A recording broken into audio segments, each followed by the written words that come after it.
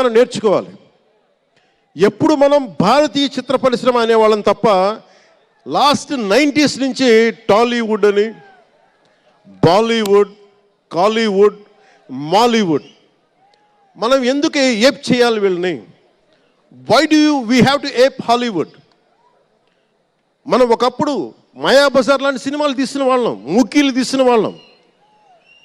చిత్ర పరిశ్రమ ఒక బెంగాల్లో పరివిడిల్లింది అక్కడ. సో మనం ఎందుకు వీళ్ళని ఫాలో అవ్వాలి? వాళ్ళు హాలీవుడ్ డిసిప్లైన్ ఫాలో అవ్వం, Hollywood method of film making follow అవ్వం, Hollywood method of skill development follow అవ్వం.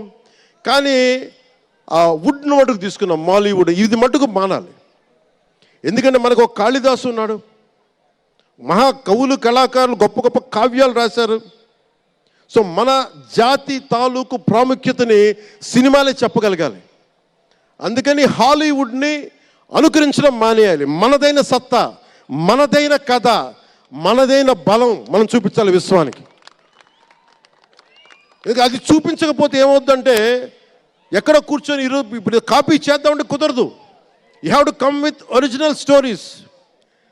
సహజమైన కథలతో పట్టుకురావాలి. ఆ విధంగా ఉండాలి అంటే ముందు చిత్ర పరిశ్రమలో కూడా చాలా డిసిప్లిన్ రావాలి. సినిమాలు తీసే వాళ్ళు మాట్లాడాలి చిత్ర పరిశ్రమ గురించి, సినిమాలు తీయని వాళ్ళు మాట్లాడకూడదు.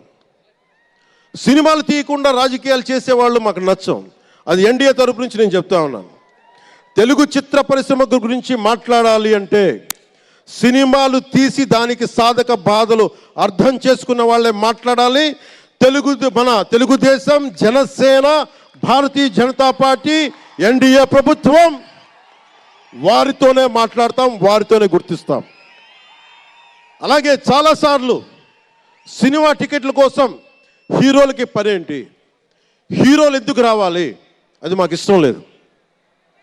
మహా అయితే నిర్మాతలు రండి, ఒక ట్రేడ్ బాడీ రండి, మీ యూనియన్ రండి, మేము అది ఇచ్చేస్తాం. అంతేగాని హీరోలు వచ్చి మాకు నమస్కారాలు పెట్టాలి,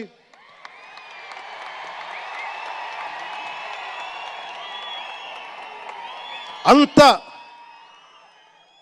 ఒక లో లెవెల్ వ్యక్తులం కాదు మేము. దీన్ని ఎక్కడి నుంచి నేర్చుకున్నాం?